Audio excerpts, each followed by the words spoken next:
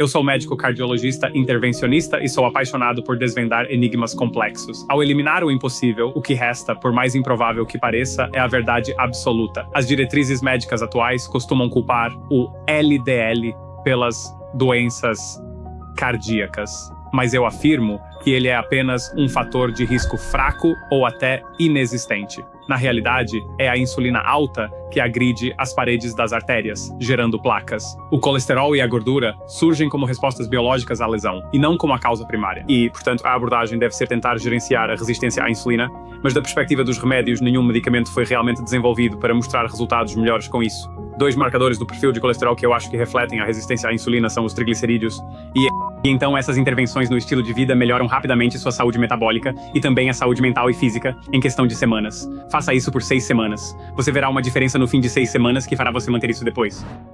Doutora Zen, é inegável que avançamos muito com o uso das estatinas, mas os problemas cardíacos ainda continuam liderando as causas de mortes no mundo inteiro. Por que o senhor acredita que isso ainda ocorre? Para responder a sua pergunta diretamente, Jesse, é porque os benefícios das estatinas são muito marginais.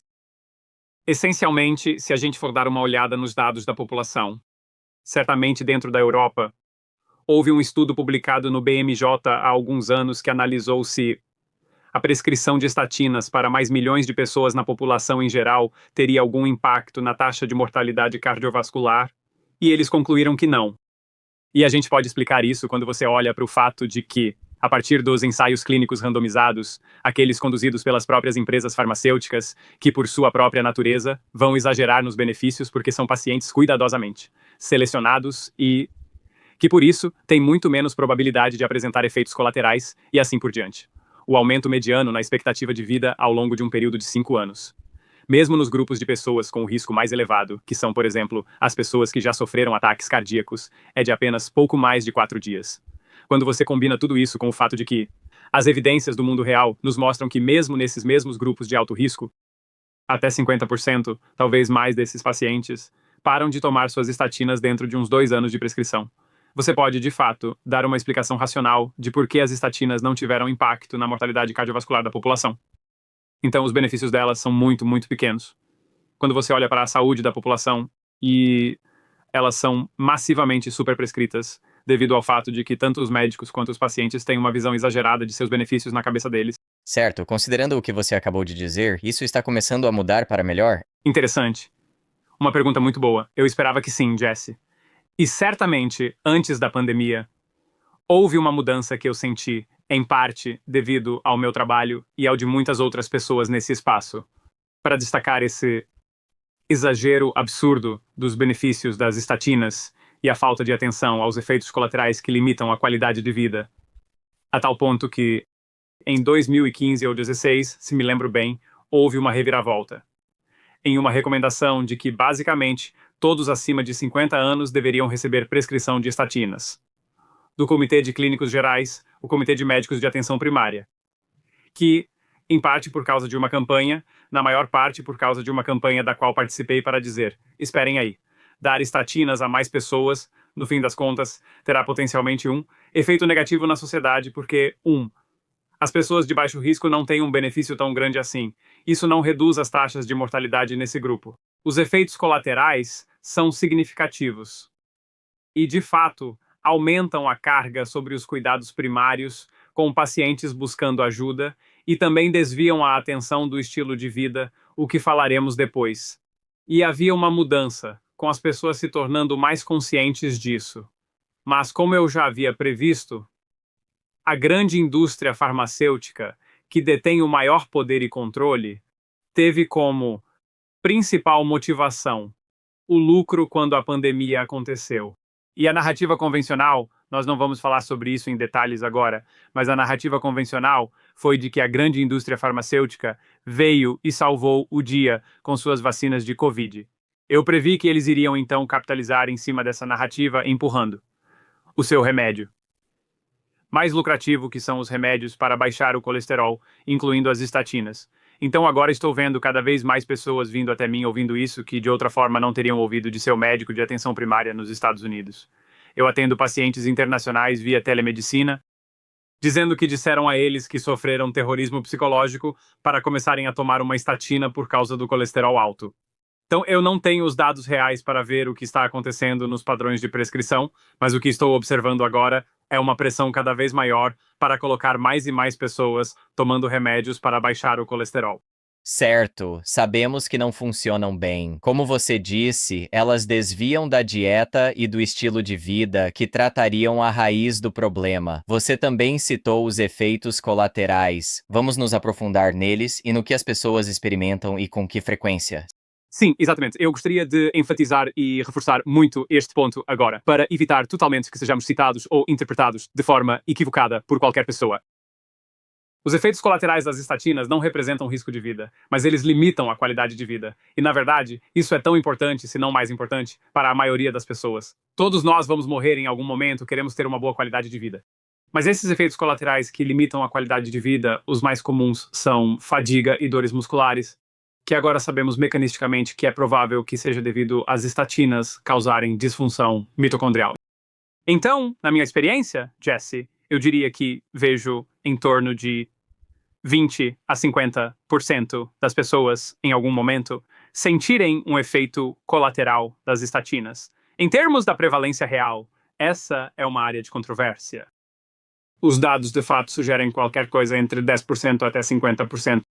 Há pessoas específicas que têm um risco maior de sofrer efeitos colaterais das estatinas, o que eu abordo em meu livro, Uma Vida Sem Estatinas. E elas incluem pessoas que têm mais de 70 anos. Se você tem um baixo índice de massa corporal, se você faz muitos exercícios, se você tem deficiência de vitamina D.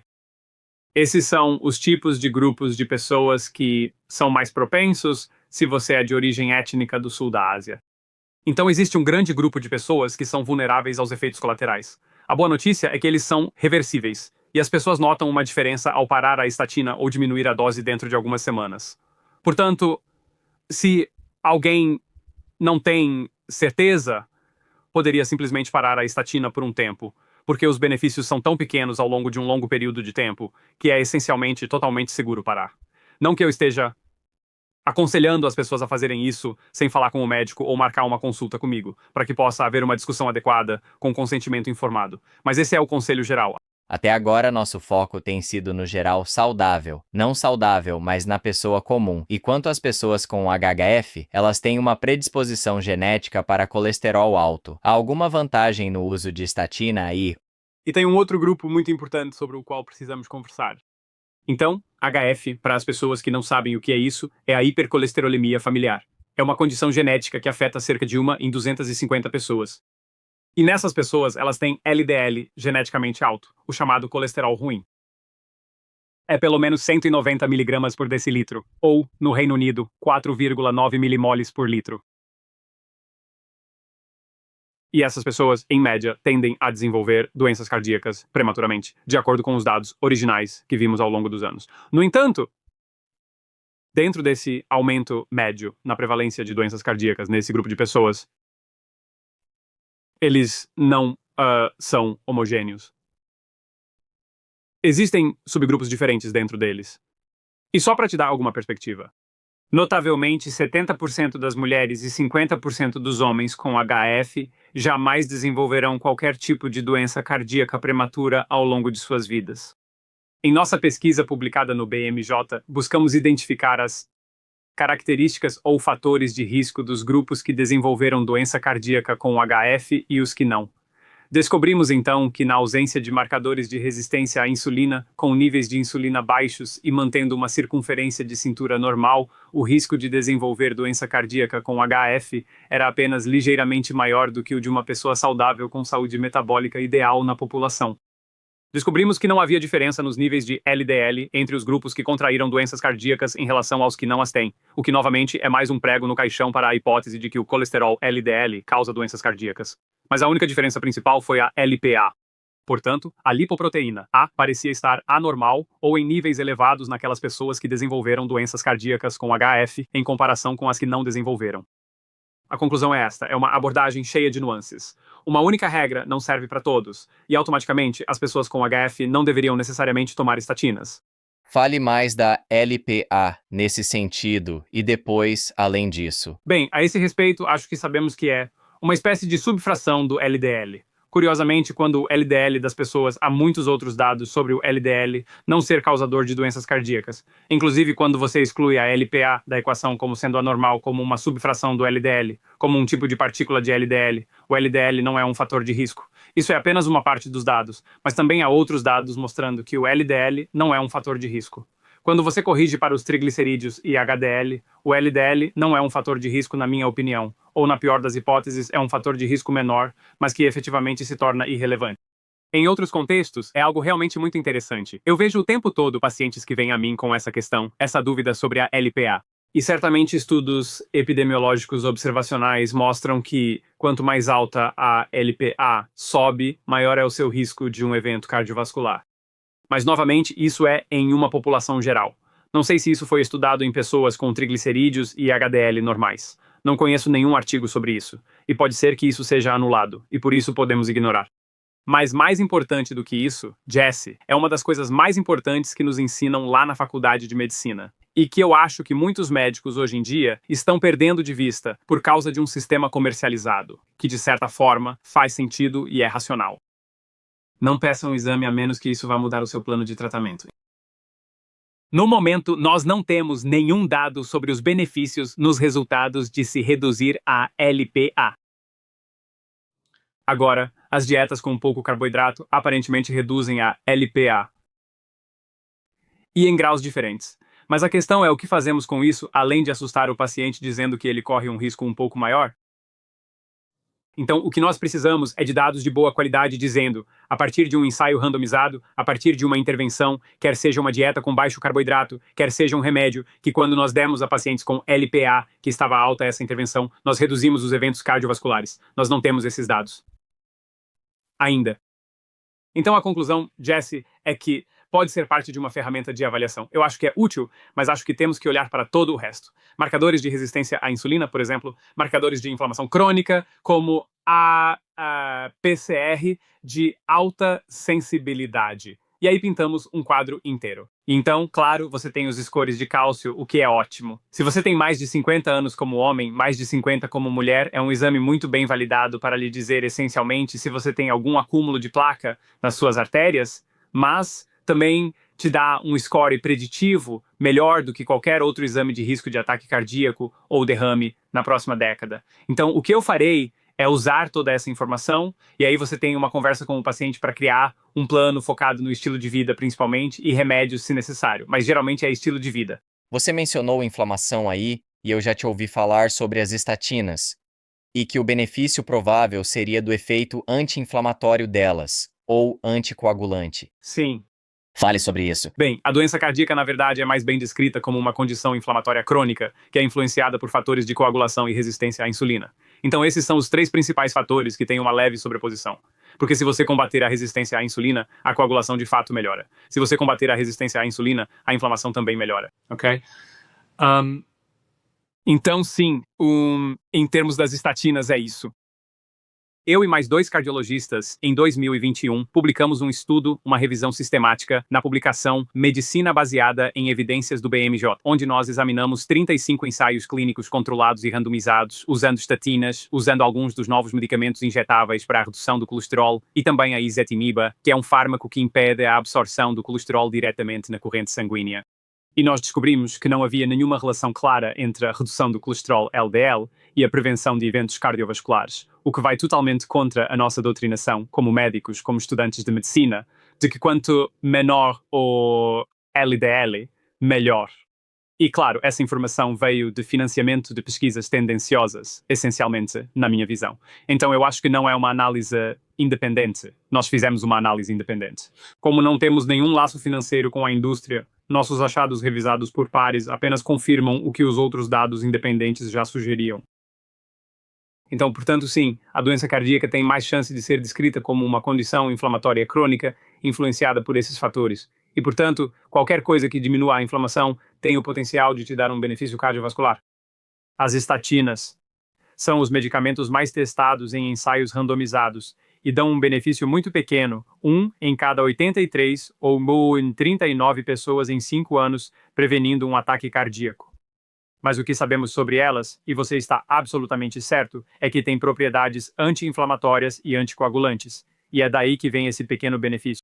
Acho que nesse ponto é importante destacar que você é um cardiologista, que acreditou nas estatinas de forma completa em um certo momento da sua carreira.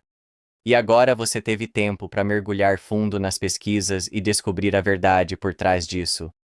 Só então o seu posicionamento mudou. Sim, Jesse. Na verdade, eu era mesmo um seguidor fiel desse sistema. Antigamente eu seguia estritamente a tradição médica e as diretrizes, sendo sempre obcecado pelos resultados clínicos dos meus pacientes.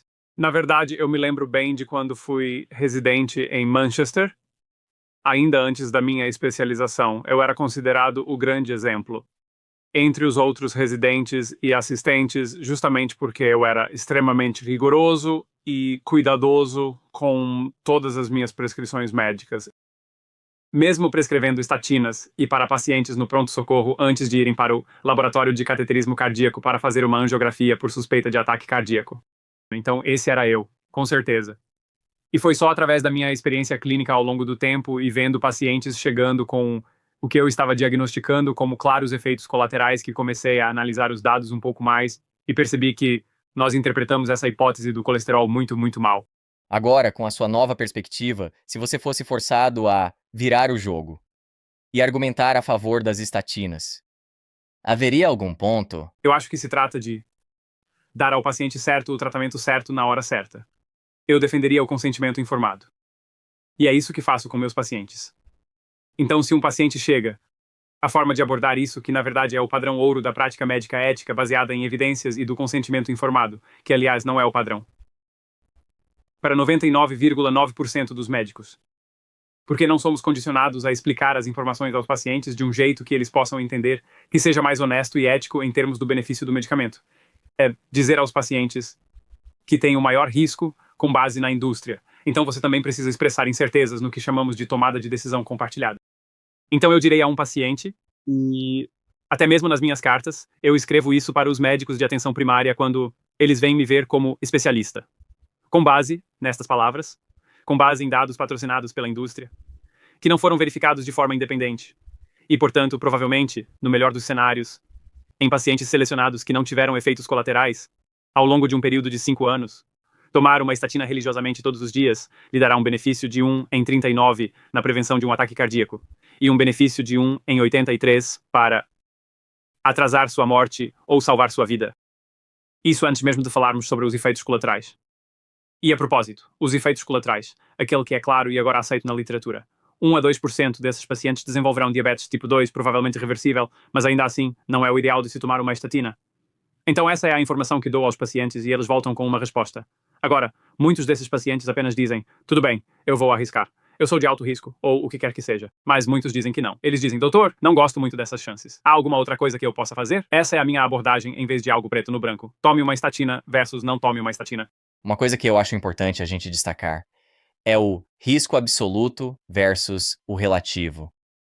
E como as estatísticas podem ser manipuladas para que os resultados pareçam muito melhores do que são. Sim, então, em termos simples, se você considerar um estudo, digamos, por exemplo, um ensaio randomizado com 2 grupos de 100 pessoas, eles são todos pareados por idade, digamos que sejam homens de meia idade, todos pareados por idade, fatores de risco, etc. E você os acompanha por 5 anos. A um grupo, você dá a estatina, e ao outro grupo, você dá um placebo, uma pílula de mentira, se preferir. Os pacientes não sabem o que estão tomando. Então, para remover a chance de viés, é o que chamamos de ensaio clínico randomizado duplo cego. Você os acompanha por 5 anos. No grupo que tomou o placebo, essencialmente a pílula de mentira, 2 de 100 dessas pessoas que foram acompanhadas tiveram um ataque cardíaco. E das pessoas que tomaram a estatina, uma delas teve um ataque cardíaco. Então, a redução do risco relativo é que você reduziu o risco de um ataque cardíaco ao tomar uma estatina em 50%. Basicamente, 1 de 2 sobre 100. 50% menos probabilidade de ter um ataque cardíaco. É o que chamamos de redução do risco relativo. E não contam isso para as pessoas. Só dizem, se você vier como paciente que se tomar essa pílula, tem 50% menos chance de ter um ataque cardíaco. Parece ótimo. Então, na mente das pessoas, isso exagera o benefício da pílula, mas o benefício verdadeiro é apenas de 1 em 100. Você teve que tratar 100 pessoas com uma estatina para que uma delas se beneficiasse. Você não sabe quem vai ser essa única pessoa. E é isso que você deveria estar dizendo aos pacientes. Você deveria dizer que a redução absoluta do risco, ou o número necessário para tratar, é de 1 em 100, o que significa uma chance de 99% de que não vai lhe dar benefício nenhum. É uma outra maneira de analisar as estatísticas, mas não dizem isso aos pacientes. E eu acho que não dizem isso principalmente porque, informados, os pacientes escolhem menos tratamentos. Isso é ruim para a indústria farmacêutica, que vejo como uma tirania.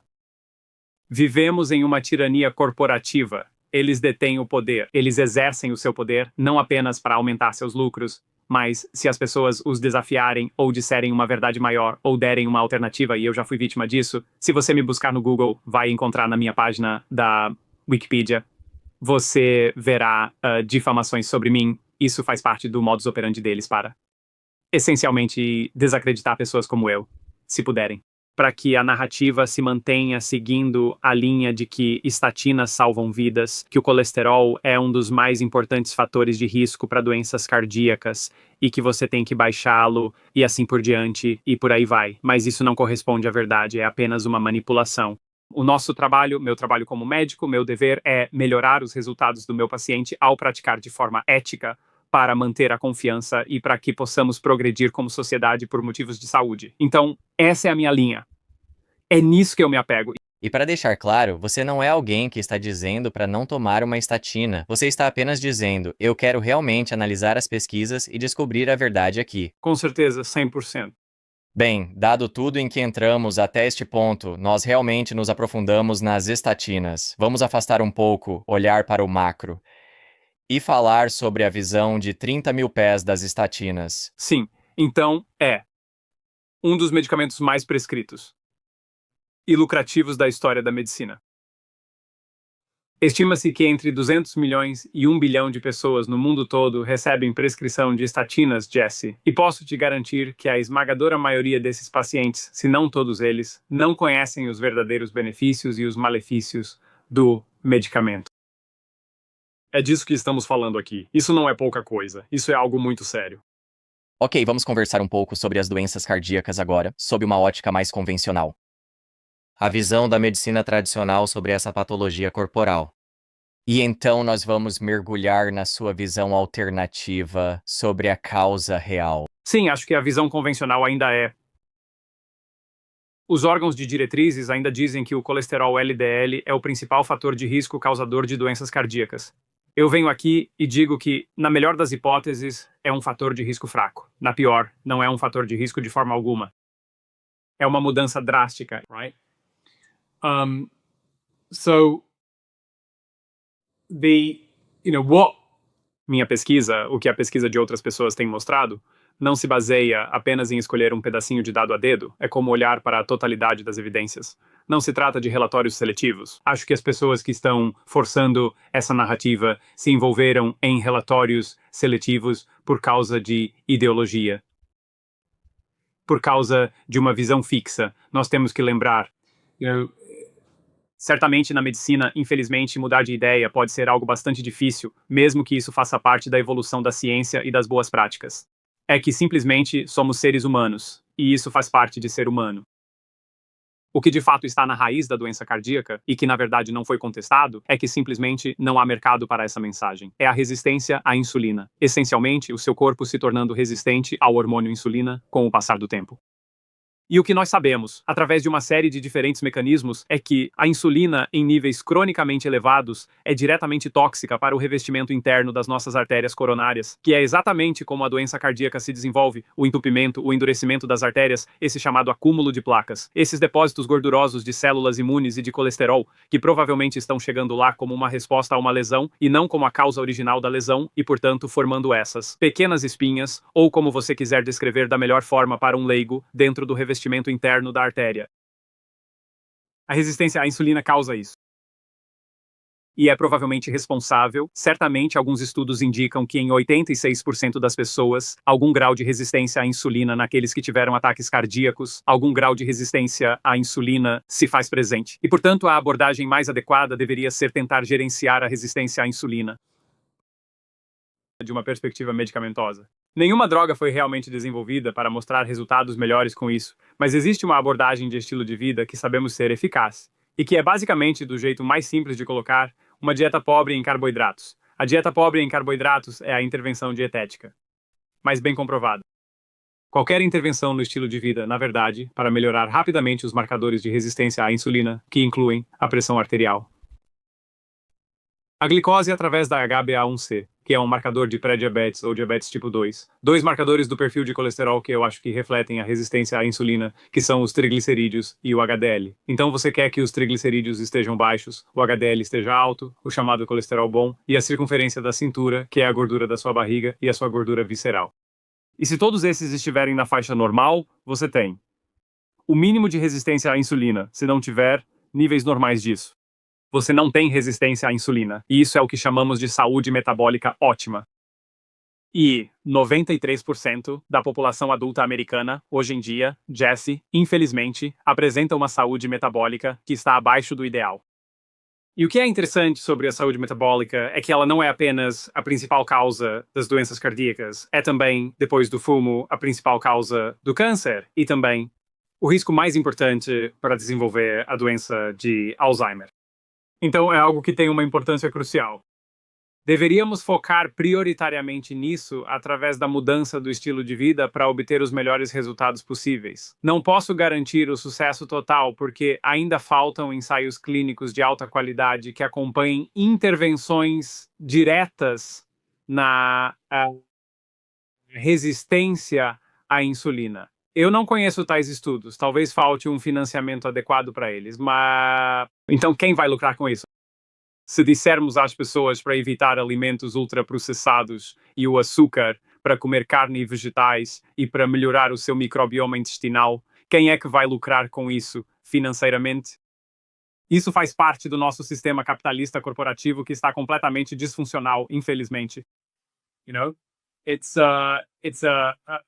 O conhecimento médico atual é controlado inteiramente pelo comércio, mas poucos médicos têm consciência disso. A base de todo esse conhecimento científico vem justamente de quem deseja vender produto. Então, se focarmos nos vasos sanguíneos, você mencionou a resistência à insulina. Sim. Ter níveis de glicose alta acaba gerando níveis de insulina Sim. invariavelmente altos no organismo. É. Quando a gente está falando daquele microdano ali no vaso, são esses dois fatores juntos que estão causando isso? Ótima pergunta. Provavelmente sim. Curiosamente, quando fiz minha pesquisa durante a Covid, porque eu escrevi um livro chamado O Plano de Imunidade de 21 Dias, e fiz muito trabalho como defensor para tentar entender quais eram os fatores de risco do estilo de vida para a Covid. Um dos artigos mais interessantes que encontrei, de novo, é mecanicista, mas é interessante. É que uma única refeição rica em amido ou glicose, ou uma refeição açucarada.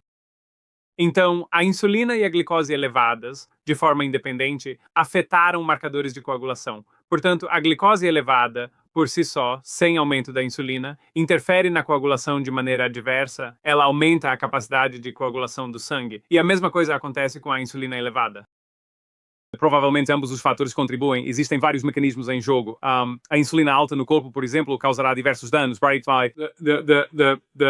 A primeira célula a ser afetada no revestimento interno das artérias é chamada de célula endotelial. Então, a disfunção da célula endotelial, que produz algo chamado óxido nítrico, que ajuda a dilatar o vaso, e se os vasos não são capazes de se expandir ou dilatar, eles também têm mais probabilidade de ficar rígidos e mais chances de serem danificados. A disfunção endotelial é o que realmente inicia a doença coronariana. Isso acaba incluindo fatores como o fumo e também o estresse crônico, temas que discutiremos com mais detalhes um pouco mais adiante. Algo que poucos sabem, Jesse, é sobre a hipótese do cano entupido. Pensam que a doença cardíaca progride gradualmente, até o bloqueio total causar o infarto. Na verdade, não é bem assim. Primeiro, ela não é necessariamente cronicamente progressiva. Na verdade, é dinâmico e pode reverter, o que eu explicarei um pouco mais tarde. Então, por favor, me lembre disso. Mas a outra coisa interessante é que a maioria dos ataques cardíacos acontecem em bloqueios que não são estreitamentos graves. Um estreitamento grave é considerado cerca de 70% bloqueado. Isso é fisiológico, que quando a demanda do músculo cardíaco aumenta com o exercício, é quando o suprimento de sangue não atende às demandas do músculo cardíaco em termos de oxigenação, quando o vaso está mais de 70% bloqueado. E é aí que as pessoas têm o que chamamos de angina, dor no peito. Mas os bloqueios que têm maior probabilidade de romper, como espinhas estourando, e causar um bloqueio total, o que causa um ataque cardíaco, onde o suprimento de sangue é totalmente reduzido por vários minutos, e então você tem danos ao músculo cardíaco, o que é um ataque cardíaco, essencialmente. 86% daquelas rupturas de placa que causam o ataque cardíaco acontecem em bloqueios menores que 70%. E essa é provavelmente uma das principais razões pelas quais os stents cardíacos, e eu treinei como cardiologista intervencionista essencialmente, em cirurgia cardíaca minimamente invasiva, colocando esses pequenos suportes de metal e expandindo-os na artéria onde estão os bloqueios. Esses stents não previnem ataques cardíacos em pessoas que têm o que chamamos de doença estável, angina estável, mesmo em bloqueios de 80% ou 90%. Porque, primeiro, aquele bloqueio de 90% não é o mais provável de causar um infarto. Segundo, você está danificando o vaso quando realmente coloca o stent, e isso causa um infarto em talvez 1% das pessoas. E aí você ignora, não está tratando onde tem outra placa que pode ser de 20% ou 30%. E colocar um stent ali também não traz nenhum benefício de qualquer forma. Você não faria isso porque vai acabar causando complicações do procedimento em geral se começar a colocar stent em pessoas com bloqueio não significativo. E de qualquer forma você não sabe qual vai romper. Essas são as placas que causam os ataques cardíacos. Então, o que precisamos fazer e foi sobre isso que escrevi, é adotar uma abordagem de estilo de vida que seja capaz de acalmar todas essas placas e potencialmente revertê-las e reduzir o risco de ocorrer um ataque cardíaco. Certo, até agora o que temos é a resistência à insulina, causando as espinhas no vaso. Sim. Podemos ter um rompimento, o que é mais provável nas menores. Sabemos o que realmente desencadeia esse rompimento? Não sabemos. É como uma bomba relógio. É algo que vai se acumulando com o tempo, mas coisas como o estresse podem desencadear isso com certeza. Muita gente sofre um infarto depois de um evento na vida. Então pode ser que haja isso e, de repente, um evento estressante. Uma refeição cheia de carboidratos e açúcar, teoricamente, poderia, como já falamos, ao aumentar a capacidade de coagulação do sangue. Então eu acho que esses são os tipos de coisas que vão desencadear isso com toda a certeza. Uma das coisas que o corpo faz, quando sofre bloqueios, é formar colaterais.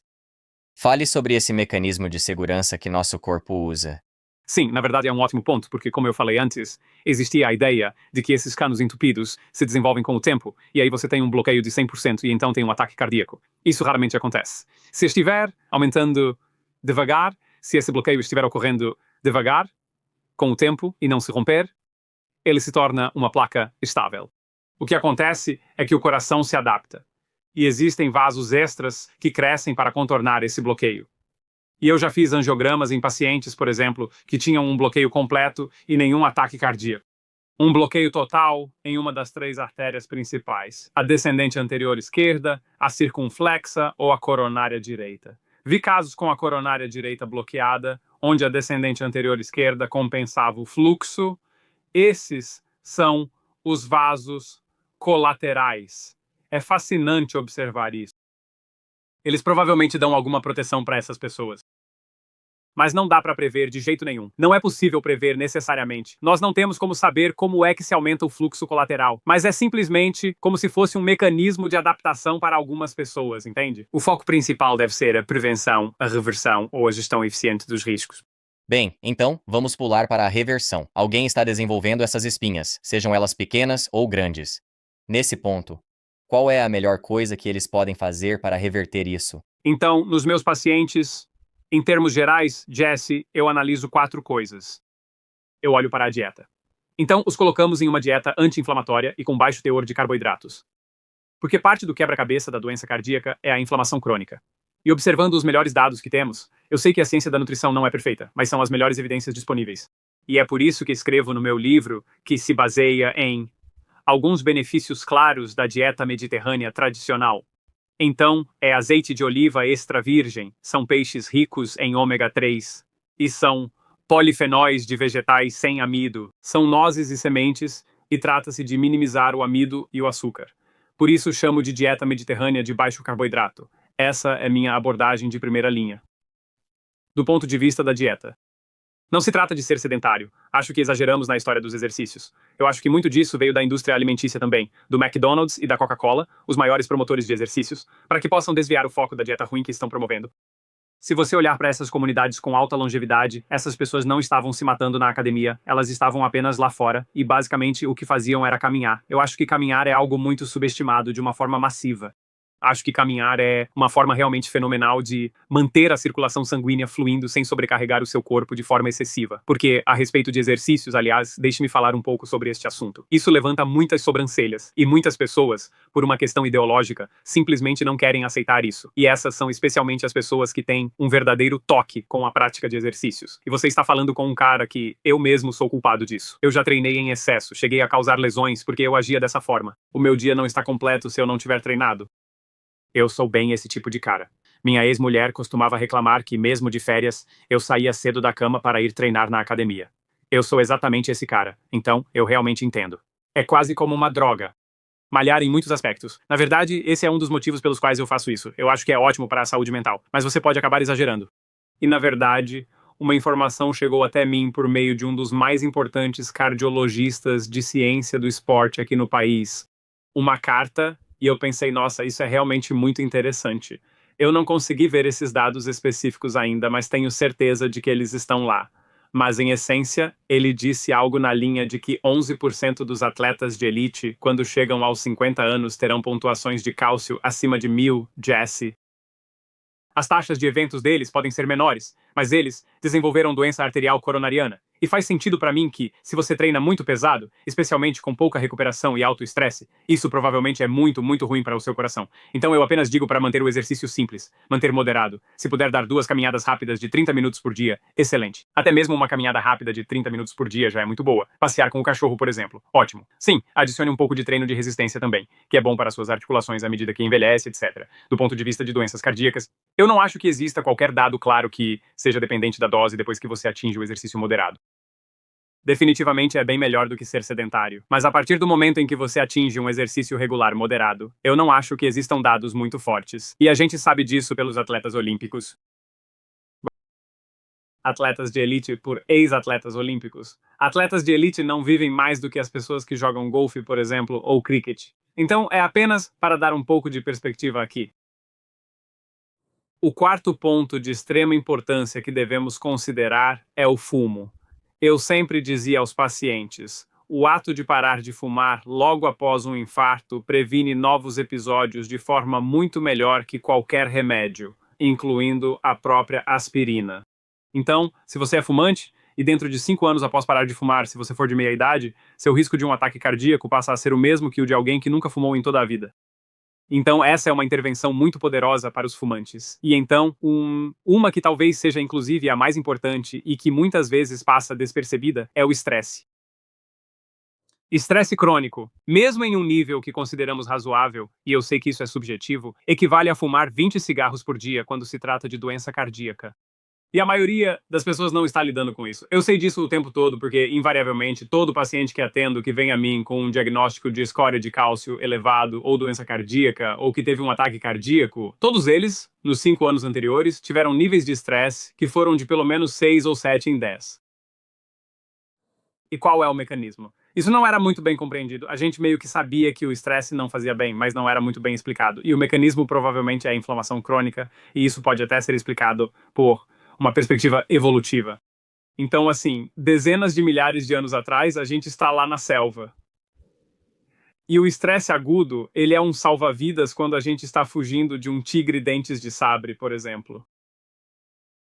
Porque nós precisamos dar o fora dali. E o estresse agudo, nesse sentido, o que sabemos que ocorre fisiologicamente é que ele aumenta os fatores de coagulação e inflamatórios no sangue, para que, se formos atacados futuramente, o risco de sangrarmos até a morte seja reduzido.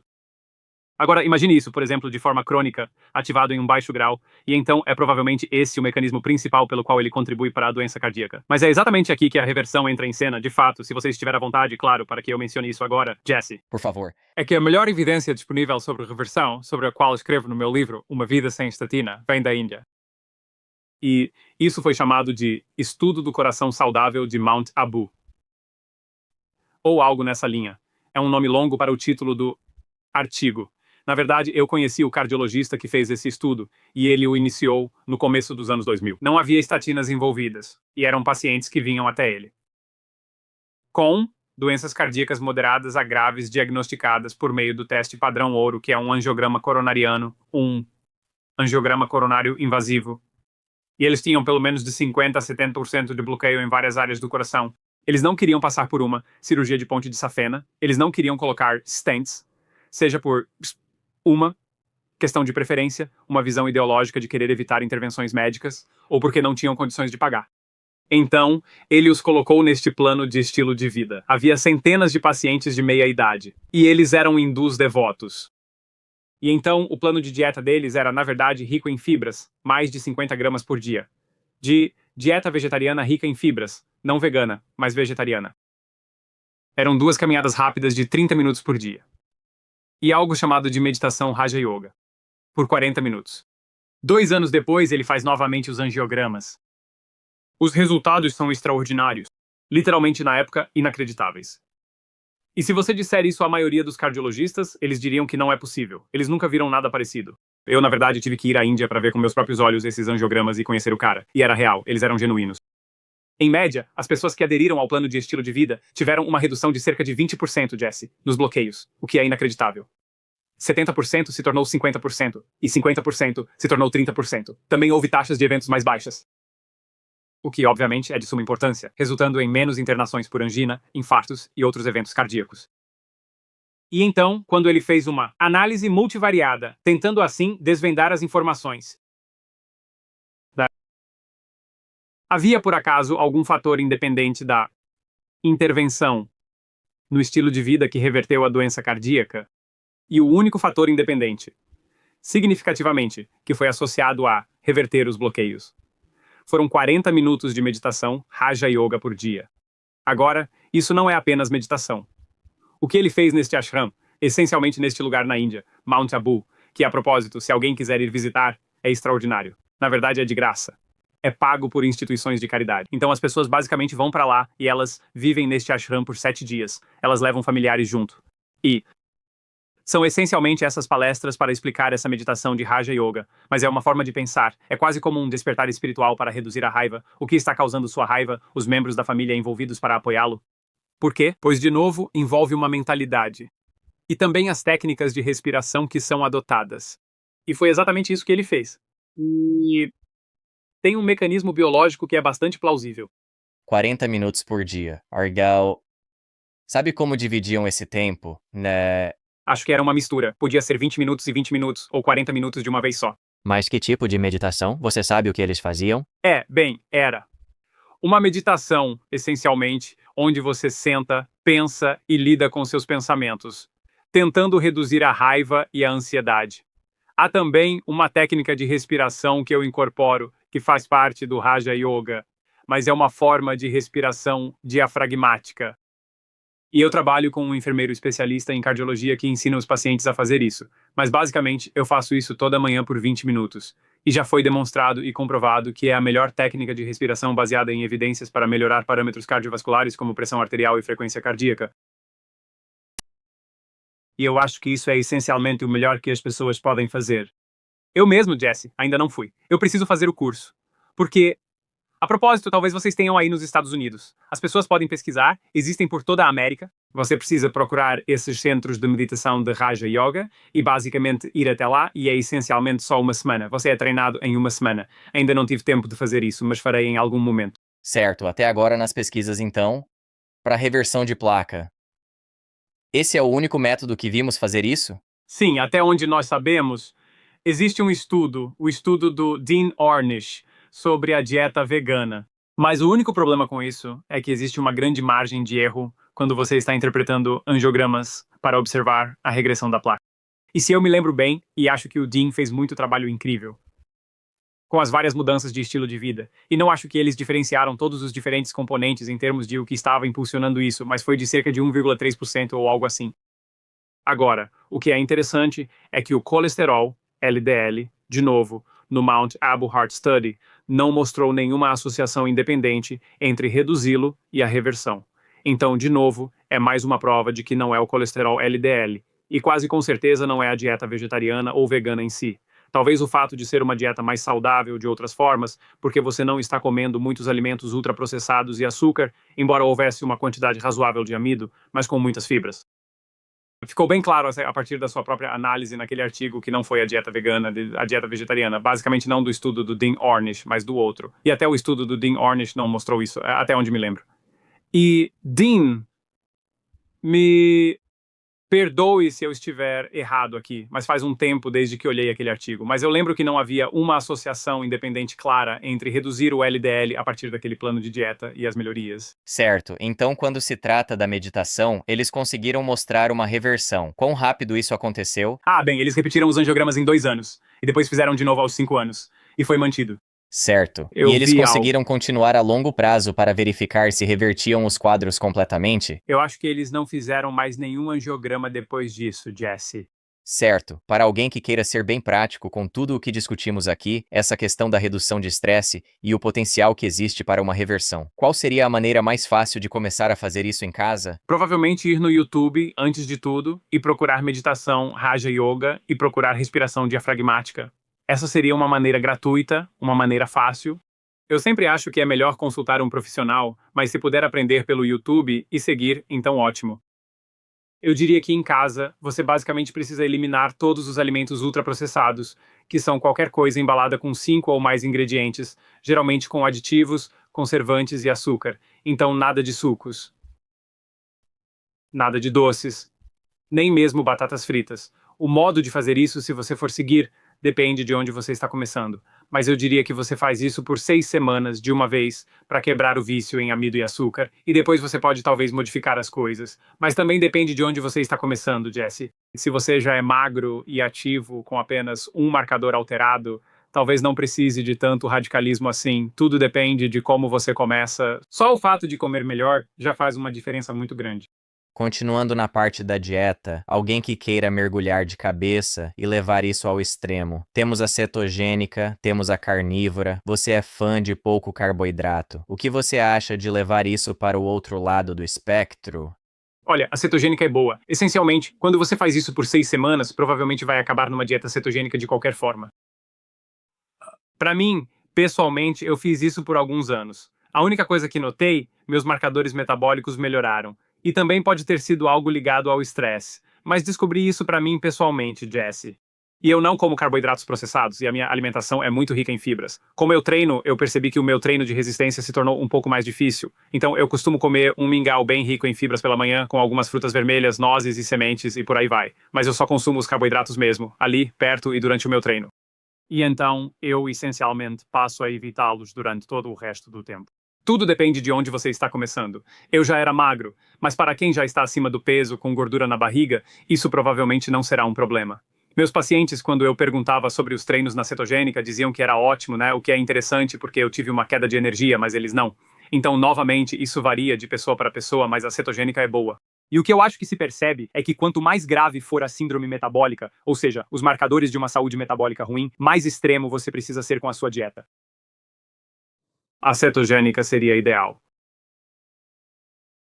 Sobre a carnívora, sou amigo de Shawn Baker, Paul Saladino e Anthony Chaffee. Não sou contra ela. Esses são os grandes nomes impulsionando a dieta carnívora por aí. E eu vi muitos pacientes que sentiram que suas doenças autoimunes melhoraram, o que é fascinante. Acho que essa é uma área de pesquisa muito interessante.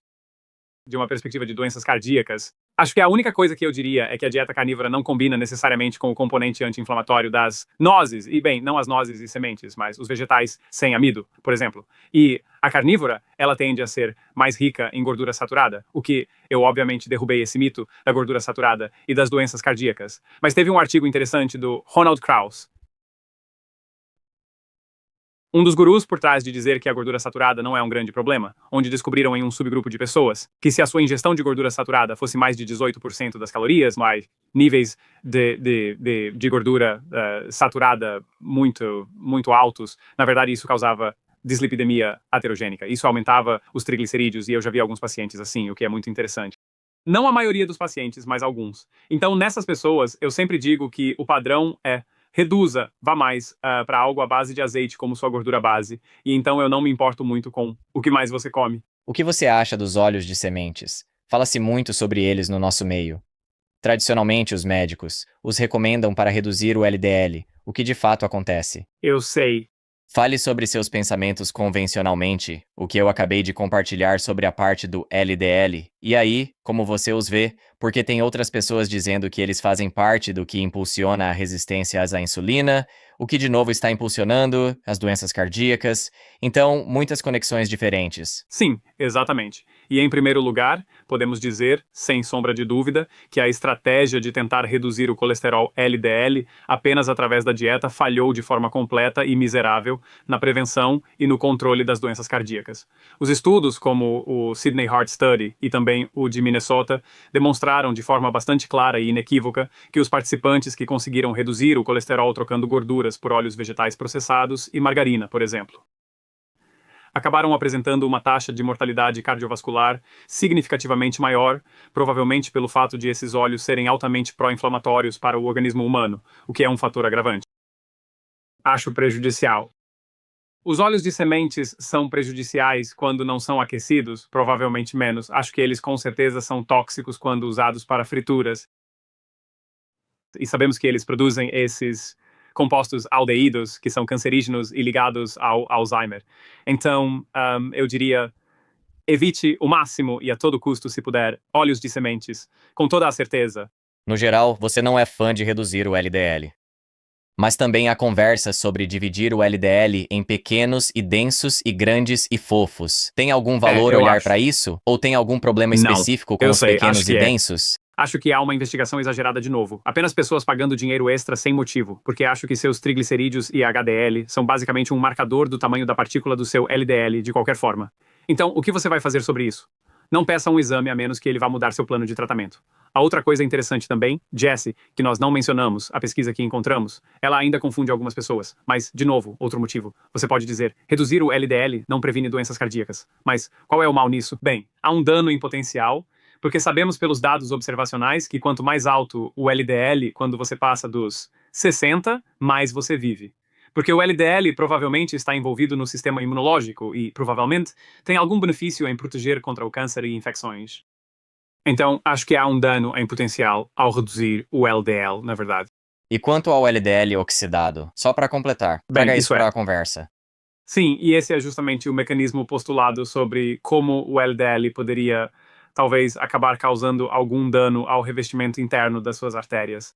E isso novamente se vincula à interação do LDL com o açúcar. Então, ainda volta aos triglicerídeos e ao HDL. Uma vez que seus triglicerídeos e HDL tenham normalizado, então você está essencialmente eliminando o LDL oxidado, na maioria dos casos.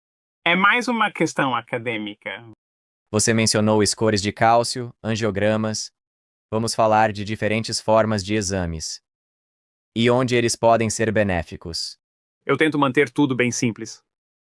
A não ser que alguém tenha sintomas muito inexplicáveis, ou desenvolva doença cardíaca prematuramente e não se tenha ideia do porquê, aí eu não pediria nada, manteria tudo bem simples. Seu perfil básico de colesterol em jejum, triglicerídeos, HDL, colesterol total, LDL. Embora, para ser sincero, você provavelmente não precise medir o LDL e o colesterol total, é apenas por uma questão de curiosidade. É isso que nós queremos observar. E seus triglicerídeos deveriam estar... E você vai ter que me ajudar um pouquinho aqui, Jesse. Estou tentando lembrar. Acho que nos termos dos Estados Unidos, é menos que 150 miligramas por decilitro. No Reino Unido, é menos que 1,7 milimoles por litro. Acho que esse é o equivalente. Seu HDL deve ser superior a... De novo, creio que nos Estados Unidos seja mais de 50, mas dá para calcular. No Reino Unido, acima de 1 milimol por litro. O ideal é que seus triglicerídeos estejam abaixo do seu HDL. Em milimoles, se a sua proporção for acima de 4, é o seu maior risco, e abaixo de 1 é o menor risco. Isso é o que você quer medir no perfil de colesterol. E então, os exames de sangue que eu recomendaria é o HbA1c, para ter certeza de que você não é pré-diabético. Então, você quer que a sua HbA1c esteja abaixo de 5,7%. De 5,7 até algo como 6. É considerado pré-diabético, ou 6,5, e aí acima de 6,5 é diabético tipo 2. Mas isso é tudo reversível ou passível de melhora. Eu certamente mediria a sua pressão arterial agora. E a pressão arterial idealmente deveria ser menos que 120 por 80. Essa faixa de pressão de 120 por 80 até 140 por 90 é o que nós chamamos de pré-hipertensão. E o seu risco começa a aumentar gradualmente para derrame conforme isso aumenta, e ataque cardíaco. E aí você quer medir a circunferência da sua cintura. Mas, na verdade, ao invés de entrar em muitos detalhes sobre exatamente quais medidas, acho que uma ferramenta bem útil é que a circunferência da sua cintura deveria ser menos da metade da sua altura. Então, se você tem 180 centímetros de altura, um pouco menos de 6 pés, você quer que a circunferência da sua cintura no umbigo seja menos de 90 centímetros. E se tudo isso estiver normal, eu acho que você está em ótima forma numa perspectiva de doenças cardíacas. Fale sobre o angiograma. Score de cálcio coronariano, testes de estresse, alguns desses exames avançados que as pessoas possam estar fazendo. Sim. Bem, então, vamos começar a falar sobre os testes de estresse. Mas antes de tudo, vamos dar um passo atrás. Um bom médico faz o seu diagnóstico principalmente a partir do histórico. E isso é uma conversa com o paciente. Um mau médico pede exames, sem falar com o paciente ou sem fazer um bom histórico. Vamos começar por aí. E o motivo disso é que 80% do diagnóstico, Jesse, vem da conversa. Os sintomas que os pacientes estão descrevendo, existem certos padrões que foram reconhecidos por décadas pelo menos, se não séculos, que se encaixam com a probabilidade de um processo de doença. Quando se trata de doenças cardíacas, e já vamos explicar onde o teste de estresse seria útil. Os sintomas clássicos são de angina, de um bloqueio, não de um ataque cardíaco agudo. E agudo, vamos falar de ataque cardíaco agudo agora, na verdade. Então, é aí que as pessoas deveriam se preocupar. Um ataque cardíaco agudo é classicamente um peso central, ou uma sensação de esmagamento, que dura por mais de 10 minutos, associado a suor, às vezes irradiando, subindo para o pescoço ou para os ombros. E isso é um sinal de alerta, e é aí que você liga para o 192. Certo?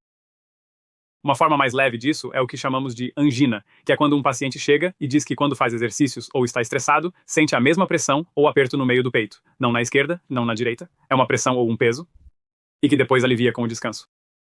E esses, dependendo de quão graves e de com que frequência estão aparecendo, é aí que você possivelmente faria um teste de estresse. Às vezes você faz um teste de estresse se as pessoas têm sintomas atípicos, uma dor aguda, uma dor empontada, que não é necessariamente no centro. E é aí que os testes de estresse se tornam úteis como uma ferramenta de caráter excludente. O teste tradicional seria o teste de esteira ergométrica. Você faz um eletrocardiograma, coloca as pessoas na esteira e as faz caminhar rapidamente, elevando a frequência cardíaca até o que chamamos de 80% da frequência cardíaca máxima alvo. Então, isso é 220 menos a sua idade, e 80% desse valor.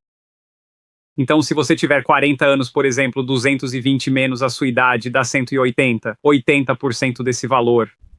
Vamos calcular 18 vezes 8, então é 180 dividido por 10 vezes 8, então 18 vezes 8, 64 mais 80 é 144. Então eu fiz de cabeça. Então, você quer que sua frequência cardíaca passe de 144 e você não sinta dor no peito. E o ECG seja normal, sem alterações. Quais seriam as alterações diferentes que você procura? Depressão do segmento ST, por exemplo. Então isso é um teste de esteira positivo, o que sugeriria um bloqueio significativo de mais de 70%, e nesse caso o teste padrão ouro para procurar isso é um cateterismo coronariano, que é injetar contraste, leva uns 20 minutos. Você passa tubos até o coração, usa raio-x, o paciente está acordado, anestesia local, e você injeta o contraste. Então eu fiz milhares desses. E esse é o padrão ouro para procurar qualquer bloqueio significativo. Um dos problemas com um teste de esteira ergométrica, sabe, aquele teste de esforço, Jesse, é o que nós chamamos de falsos positivos. E eles têm uma taxa de até 50% de falso positivo. Então isso significa que o teste parece positivo, mas o resultado final é que não há nada de errado.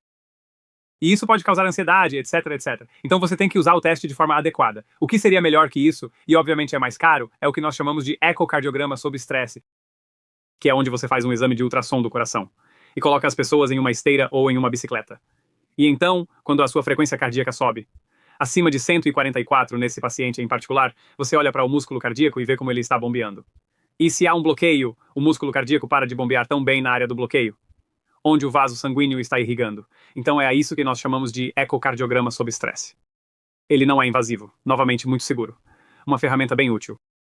Score de cálcio geralmente é feito Jesse, em pacientes que não têm sintomas típicos, pacientes que você não está prevendo, que tenham um bloqueio significativo, porque se você está prevendo um bloqueio significativo, você deve ir direto para o cateterismo. Mas, com o score de cálcio, ele agora é utilizado como uma ferramenta para avaliação de risco, assim como se faz ao verificar o seu colesterol ou a sua pressão arterial. E, na verdade, eu diria que sou um pouco tendencioso porque os uso bastante. E, a propósito, uma declaração. Eu não estou sendo pago para promover o score de cálcio por nenhuma empresa de dispositivos. Só para você saber, é importante para mim mencionar isso. Mas eu diria que muitas pessoas, se não a grande maioria das pessoas acima dos 40 anos hoje em dia, se você for homem, e acima dos 50 se for mulher, porque a validação desse teste realmente se dá apenas nesses grupos. Porque você pode acabar deixando passar placa mole em pessoas mais jovens. Se você é homem com mais de 40 ou mulher com mais de 50, o score de cálcio é ótimo se estiver preocupado com doença cardíaca. A razão pela qual ele também é tão útil é que dá a você um score que vai de 0, que é o normal, a mais de 1000. Menos de 100 é o que nós chamamos de baixo risco de ataque cardíaco ou derrame na próxima década. 100 a 400 é risco moderado, mais de 400 é considerado alto risco. É uma ótima ferramenta de visão geral. Ela pode ser repetida não mais do que uma vez por ano, por causa da radiação, mas aí você pode ver por uma intervenção se você fizer um score de cálcio. Digamos que o resultado volte 250. E você pensa, uau, sem bloqueios graves. Nem alto risco, nem baixo risco. O que eu faço, doutor? Aqui, siga o meu protocolo. Vamos repetir em um ano. E aí você vai ver que os scores de cálcio permanecem estáveis, ou até melhoraram, talvez reverteram. E então você pode ter certeza de que o que você está fazendo com seu estilo de vida está realmente causando um impacto. E eu acho que essa é uma ótima forma de usar o score de cálcio também, em série, para ver. E para tranquilizar os pacientes de que o que eles estão fazendo está funcionando. Vamos falar um pouco mais sobre a placa mole versus a placa dura. E vamos relacionar isso com aquelas espinhas de que nós estávamos falando antes. Quando é que a placa solidifica e se torna calcificada? E aí, a partir disso, nós podemos seguir em frente. Não temos certeza, Jesse, sobre isso. A presunção é que, com o tempo, ela pode calcificar, porque o cálcio é uma resposta à inflamação. Então, provavelmente é algo que acontece com o tempo. Provavelmente não acontece tão rápido. Eu acho que as placas moles se desenvolvem mais cedo. Não sei. Eu não vi dados seriados que observem quando a placa mole se torna uma placa dura. Mas por minha experiência fazendo cateterismos, você vê essas pessoas que costumam ter doença arterial coronariana por muitos e muitos anos. Elas têm maior probabilidade de ter mais placas calcificadas. E em teoria, e provavelmente na prática, as placas calcificadas são mais estáveis e menos propensas a se romperem. Elas também são as mais difíceis de colocar um stent, porque o stent, na verdade, não remove a placa. Quando você está colocando um stent, você está inserindo um pequeno balão, um balão desinflado em um fio, no meio de onde está o bloqueio, e você está inflando este balão. E se o balão não inflar em uma placa calcificada, às vezes o balão realmente estoura, porque o cálcio é muito duro. E isso teoricamente significa que a placa provavelmente não vai se romper. E causar um ataque cardíaco, porque ela agora está estabilizada e está coberta de cálcio. Ela pode estar causando angina, e esse pode ser o motivo de você querer colocar um stent, mas ela não vai causar um ataque cardíaco. Então, em muitos aspectos, uma placa calcificada é uma placa mais estável. E, de fato, a mais tranquilizadora. A placa mole, por outro lado, se desenvolve mais cedo. O rompimento, ou seja, a sua ruptura, está diretamente relacionado à espessura da camada externa, especialmente se ela for muito fina. É mais provável que ela simplesmente estoure. Enquanto se ela for grossa e dura, é quando ela não tende a estourar e causar a exposição do seu conteúdo da placa, das células imunológicas, do LDL, colesterol oxidado, LDL, ao sangue, o que então faz a corrente sanguínea ver um corpo estranho, tóxico, eu vou formar um coágulo ali. Então é assim que o coágulo se forma e depois pode obstruir o vaso completamente. Seria justo dizer que a placa calcificada são espinhas mais antigas que se solidificaram e se tornaram estruturalmente mais firmes? Sim. Mas a razão pela qual as pessoas vão dizer, mas espera aí, isso não significa que um score de cálcio alto seja então bom. Não. Muita calcificação indica placa mole abundante. Certo, então existe sim uma correlação aí. É na verdade um marcador substituto da placa mole. E há um potencial Para reverter o score de cálcio, como você mencionou rapidamente. Sim, é interessante. Eu acho que um score de cálcio, eu vi isso acontecer em alguns dos meus pacientes, mas a placa mole, certamente um dos meus pacientes tinha na carótida. O mesmo processo. Das artérias do coração acontece nos vasos do pescoço que vão para o cérebro, e se eles causam bloqueios ali, podem aumentar o risco de derrame. Uma das minhas pacientes, e era uma senhora irlandesa, devo dizer, bastante extraordinária, há alguns anos. Ela seguiu meu protocolo, acontece que os seus níveis de estresse haviam baixado por outros meios, mas ela não chegou a fazer a meditação, apenas a dieta. E ela tinha um bloqueio de 70, ou melhor, 75% em uma das suas artérias carótidas, tendo inclusive tido um mini derrame. E 5 anos depois, ela então me mandou um e-mail e foi ao mesmo laboratório. E com o mesmo radiologista que havia feito o ultrassom, 5 anos depois, o bloqueio havia diminuído para menos de 25%. Ela disse: "Obrigada, Dr. Malhotra, eu só segui o seu plano." E eu pensei: "Uau, isso é incrível." É apenas uma paciente, é um relato isolado e poderia ser uma coincidência, mas eu gosto de pensar que o plano que recomendei provavelmente desempenhou um papel. Já que estamos falando das artérias carótidas, isso me faz pensar no CIMT. Isso não é um tipo de ultrassom que pode ser feito nelas? Sim, ele analisa a espessura da parede das artérias carótidas, sabe? E isso pode ser um precursor para o desenvolvimento de potenciais bloqueios. Eu acho que se nós temos acesso ao score de cálcio, Jesse, eu não acho que seja de alguma utilidade fazer um CIMT. Eu acho que apenas faça o score de cálcio.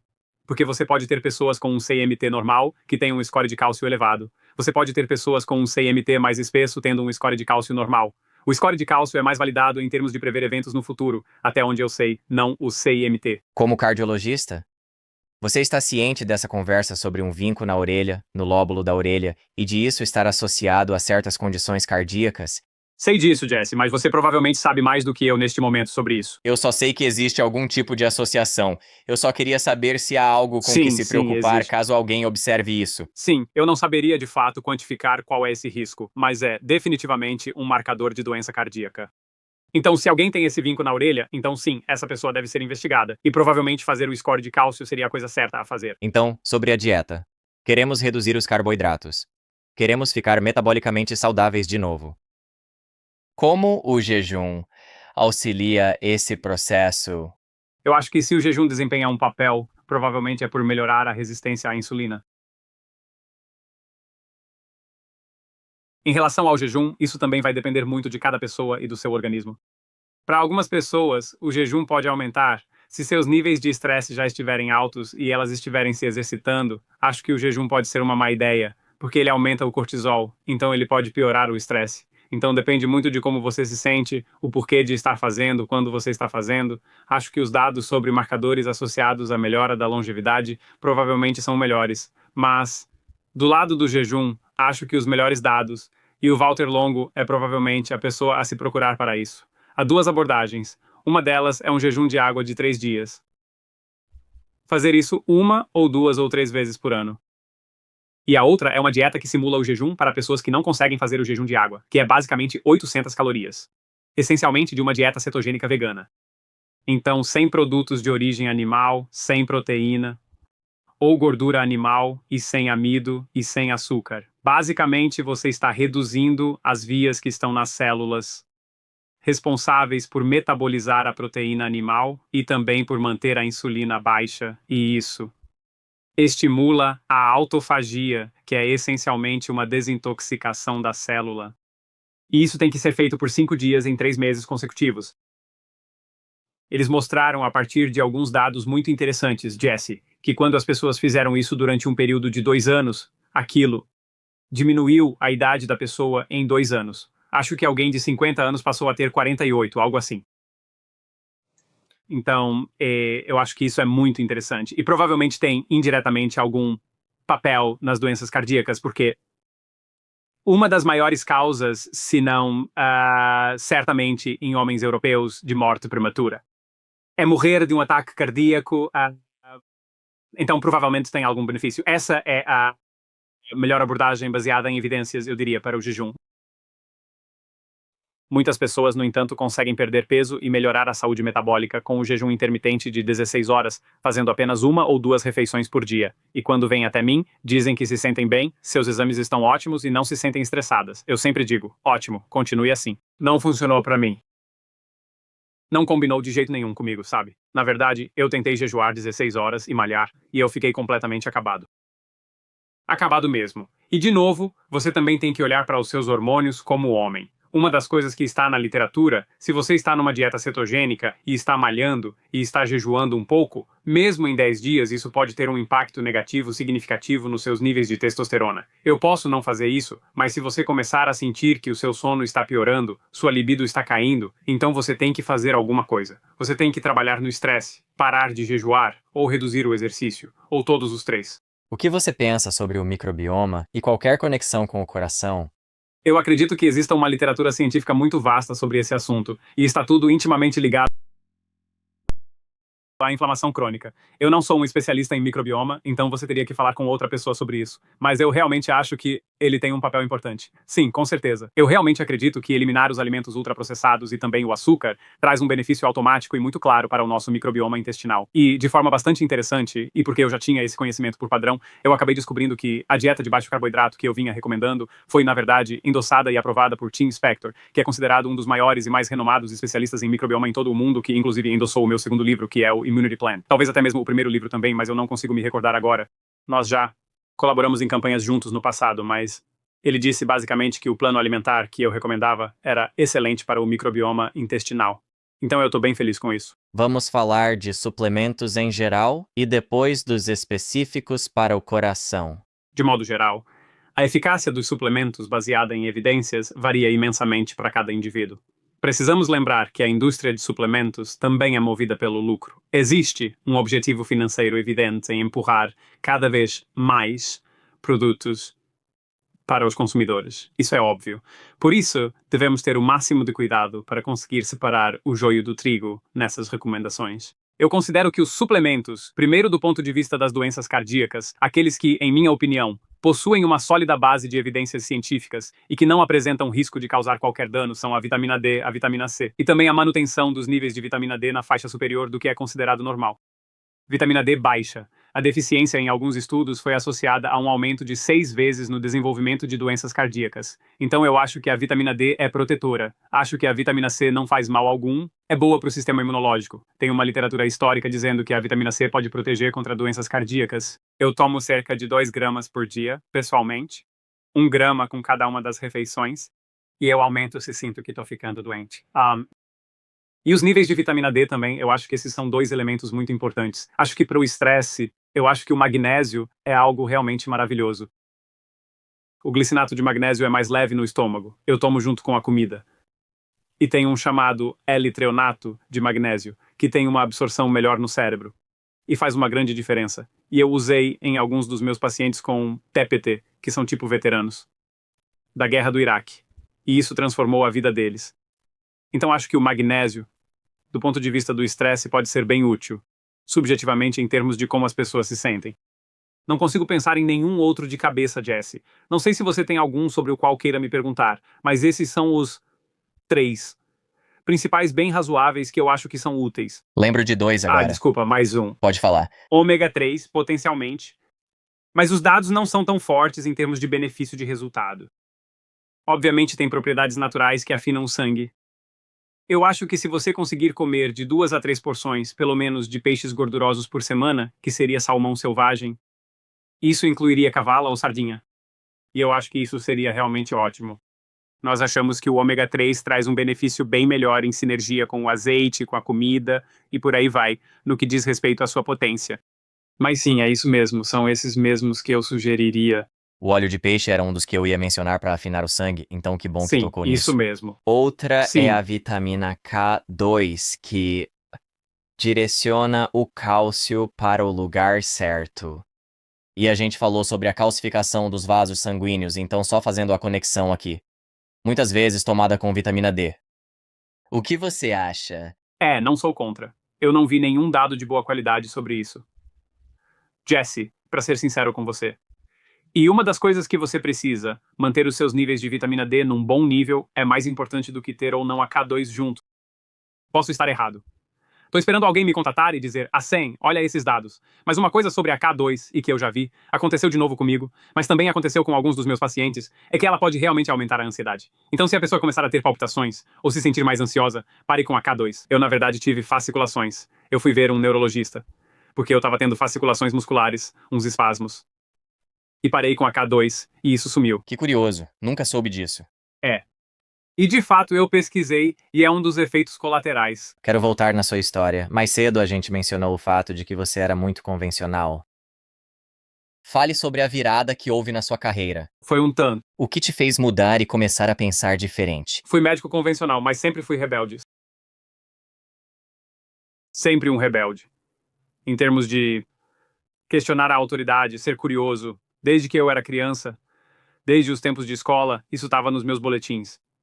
Então eu provavelmente tinha uma capacidade para isso por causa da minha curiosidade. Convencional, no sentido de que, quando eu estava nessa fase onde eu era um grande prescritor de estatinas em cuidados secundários, você tem que lembrar que era em ambiente hospitalar. Eram pessoas de alto risco. Foi provavelmente porque eu estava muito obcecado em passar nos exames de pós-graduação rápido. Porque a cardiologia é uma das, se não a mais competitiva de todas as subespecialidades da medicina. E você tem que passar nos exames rápido, de primeira, exames competitivos, para ter sucesso. Então fiquei obcecado em ser cardiologista. Então eu ralei muito e daí eu sabia das coisas, desculpa o linguajar. Eu estava super por dentro de toda a literatura e dos dados e tudo mais. Então acho que provavelmente foi por isso que eu era um prescritor convencional.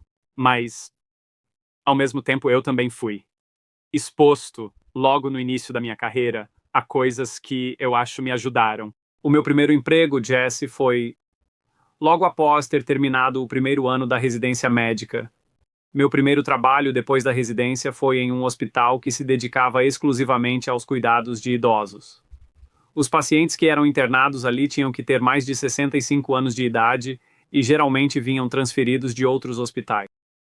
E o que era fascinante eram os médicos que se dedicavam ao cuidado de idosos. A primeira coisa que eles faziam num paciente que chegava com qualquer condição, com um colapso ou talvez com confusão mental, era olhar para a medicação do paciente e reduzir a quantidade de medicamentos.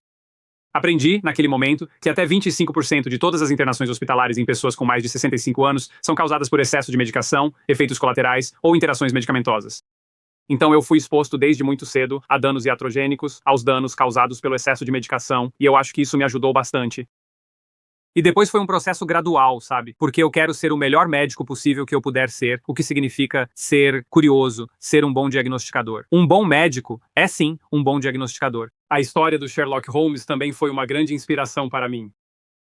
E muita gente não sabe disso, mas o Sherlock Holmes, o maior detetive da ficção de todos os tempos, foi escrito por Arthur Conan Doyle, que era um médico que estudou na mesma faculdade de medicina que eu, e ele modelou o personagem do Sherlock Holmes num dos seus professores de medicina, que ele achava o diagnosticador mais incrível de todos. Tipo, ele sentava numa clínica com esse médico e o paciente passava pela sala e antes mesmo de se sentar, ele já começava a fazer um diagnóstico. Olhava as roupas que vestiam, os sapatos, de onde vinham e a que grupo demográfico pertenciam. Observava as mãos, tinha tosse, poderia ser tuberculose ou qualquer outra coisa. Então, a máxima de Sherlock Holmes era: da mesma forma como ele resolvia seus mistérios de assassinato, é a mesma forma como nós fazemos um diagnóstico resolvendo um quebra-cabeça. Eu adoro resolver quebra-cabeças. Quando você elimina o impossível, aquilo que resta, por mais improvável que possa parecer, tem que ser a verdade. Então, por causa disso, eu sempre fui bastante curioso a respeito disso e me orgulhava muito de conseguir fazer diagnósticos. E quando os pacientes chegavam até mim, e com certeza especialmente numa perspectiva de doenças cardíacas, porque eu estava completamente obcecado por doenças cardíacas e pela cardiologia, e também observando a epidemia de obesidade. E ao me deparar com, também, uma parte importante disso, é o fato de que, por que eu acabei indo para o lado da alimentação? Um interesse que surgiu aí é porque eu mesmo aprendi a cozinhar quando tinha apenas 16 anos de idade. Eu dou valor para a importância da comida saudável e gostosa. Meu pai me ensinou a cozinhar, eu venho cozinhando desde então. Nos meus tempos de faculdade, cerca de 30 pessoas costumavam lotar o meu pequeno apartamento só para provar o meu curry de frango. Eu sempre amei boa comida e por isso fiquei absolutamente horrorizado com a baixíssima qualidade das refeições servidas nos hospitais, né? Comecei a olhar mais a fundo as pesquisas e vi que mudar a dieta, assim como parar de fumar, reduz rapidamente o risco de problemas cardíacos e de morte.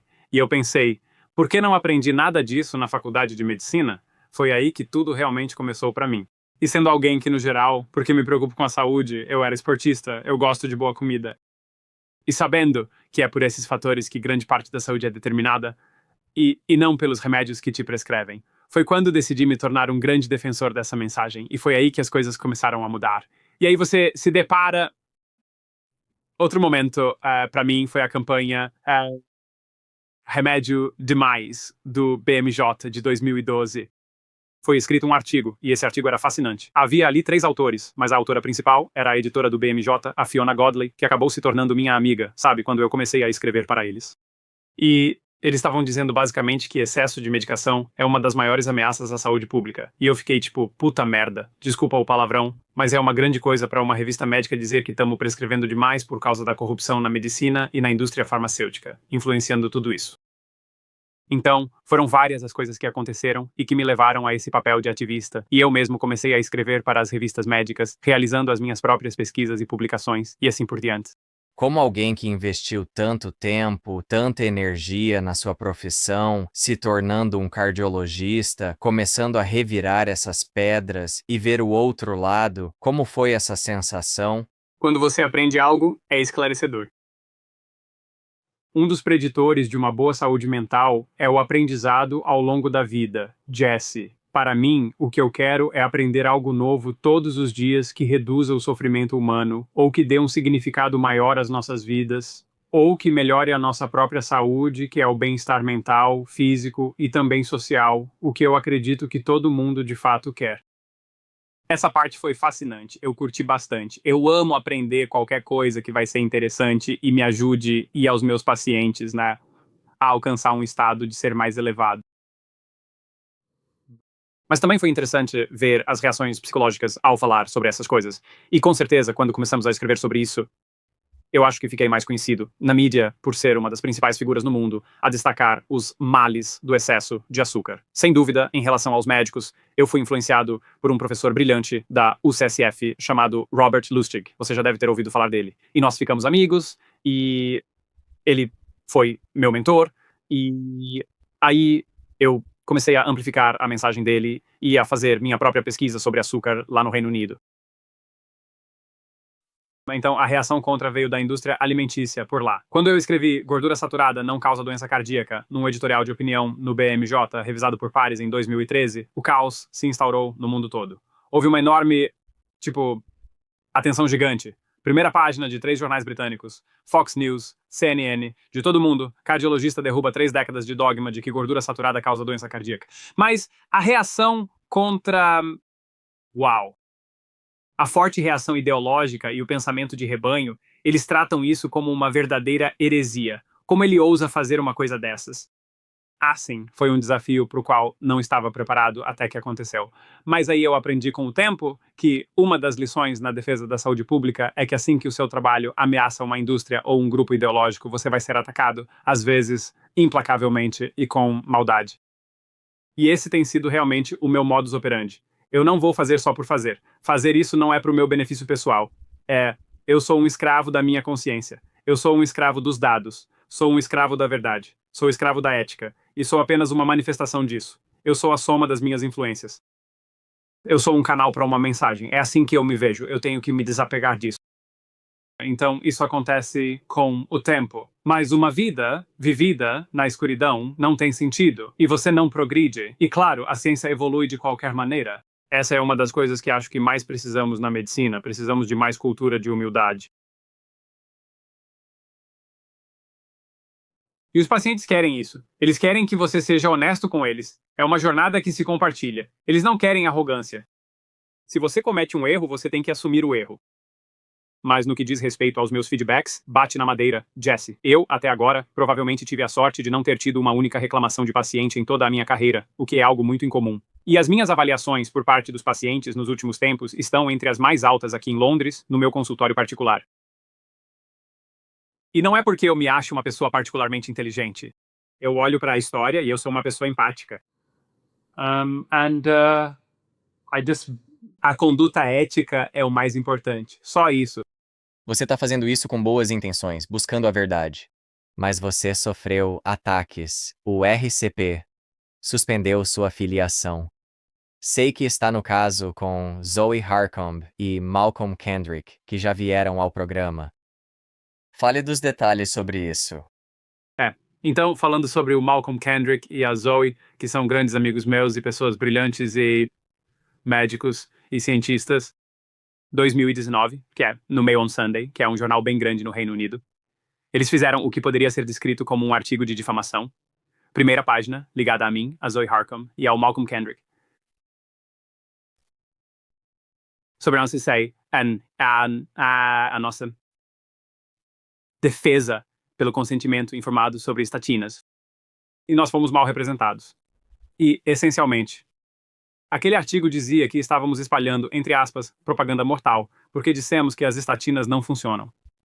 Como resultado disso, perdi meu emprego no Serviço Nacional de Saúde, no qual eu tinha muito orgulho de trabalhar, e não consegui recuperá-lo.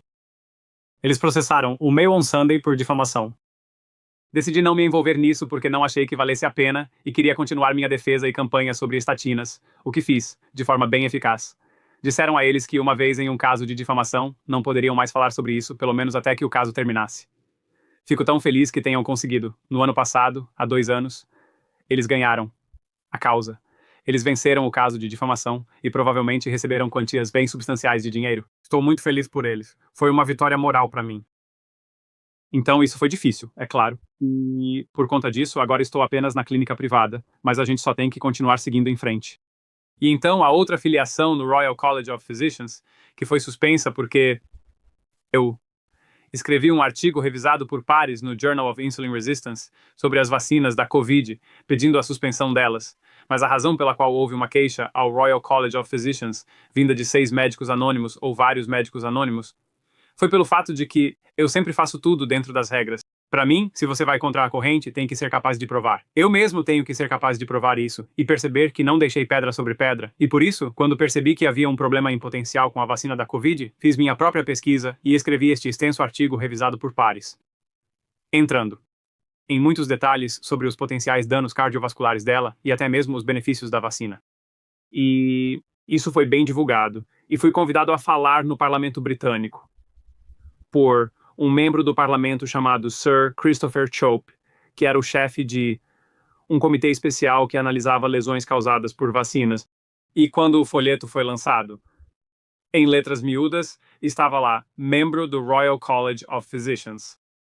Isso vai soar muito ridículo para alguém nos Estados Unidos ouvindo isso. Essa foi a base da denúncia, da qual eu tinha uma filiação, que, por definição, estava trazendo descrédito para a instituição. Sou convidado ao parlamento britânico como médico para falar em uma reunião oficial e apresentar o caso em uma apresentação de PowerPoint sobre por que a vacina deveria ser suspensa.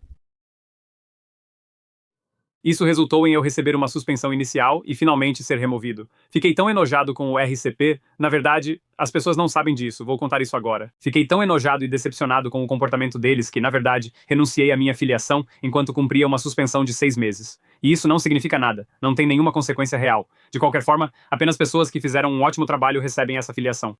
Então, não ter a filiação não afeta a minha prática, mas basicamente significava que eu não poderia ir e usar a biblioteca. No Royal College por 6 meses, a qual eu nunca usei de qualquer forma. Eu sei que parece engraçado. Parece um pouco ridículo, muito britânico. O senhor não pode mais usar a biblioteca agora, Dr. Malhotra, durante a sua suspensão. Então, foi exatamente isso que de fato aconteceu. Em 2023, na BBC, quando fui convidado para falar sobre estatinas, eu disse que o grande problema do excesso de mortes era a vacina da Covid.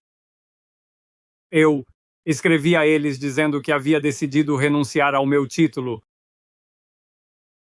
porque eu, simplesmente, me senti enojado e decepcionado com a forma como fui tratado. Eu realmente não queria a filiação. Eles se sentiram muito ofendidos. Eles disseram, Dr. Malhotra, enquanto o senhor estiver cumprindo uma suspensão, não pode mais renunciar à sua filiação, mas a propósito, desde que isso aconteceu, tivemos mais reclamações sobre a sua aparição na BBC. Então isso se arrastou por um tempo e, no fim das contas, eles tiraram a minha filiação. You know, so that's the Foi apenas um sintoma, na verdade, de perseguição médica. Jesse, para ser honesto, que eu tenho vivenciado em minha carreira ao longo de toda a minha carreira por muito tempo. Isso se amplificou e muito, mais recentemente. Com sorte, as coisas vão se resolver. A verdade e a justiça prevalecerão. Mas estou pronto para manter a minha posição sobre isso. Trata-se de ética e dever para com os pacientes. É isso. É só isso que me obceca. Eu acho que o pensamento de grupo e a pandemia e o medo tomaram, infelizmente, muitas partes, sim, da profissão. Eu acho que nós perdemos um pouco o nosso rumo. Eu acho que já estávamos perdendo o nosso rumo antes da pandemia, de qualquer jeito, pela falta de combate à corrupção comercial das informações médicas.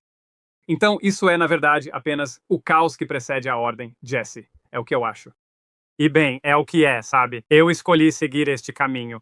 Eu tenho que aceitar o que vier pela frente. Não é nada fácil, mas vale a pena e tem um grande significado. Pelo lado positivo, você se uniu ao movimento MAHA. Então, na verdade, fui nomeado como o primeiro conselheiro médico-chefe da MAHA Action, que é uma organização sem fins lucrativos fundada pelo Kennedy. O próprio Bob, que eu conheço há um tempo, que tem me apoiado na minha defesa há alguns anos, inicialmente queria que eu estivesse com ele no HHS, possivelmente como seu conselheiro médico-chefe. Mas por causa da política América em primeiro lugar, e eu respeito isso. Como um cidadão britânico, eles não puderam me dar esse cargo. A Casa Branca disse que isso não poderia acontecer. Então essa foi a segunda melhor opção. But I have, eu sou amigo do Bob e ele me ouve. Assim como o Jay Bhattacharya. Eu troquei muitas informações nos últimos anos sobre mudanças de política que deveriam ser implementadas. E fico feliz em ver que muitas das coisas que eu recomendei já estão começando a ser aplicadas, tais como reformular a antiga pirâmide alimentar e adotar o modelo de vacinas europeias, o que evita aplicar doses totalmente desnecessárias em nossas crianças.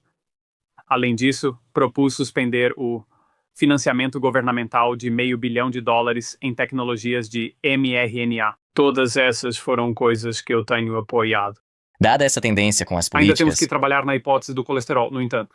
Então, isso ainda é um trabalho em andamento. você vê isso continuando a seguir nessa direção? Certamente. É o único caminho. A indústria farmacêutica vai resistir, como estamos vendo agora. Nós estamos sob a tirania da grande indústria farmacêutica. Então eles vão fazer o possível para resistir.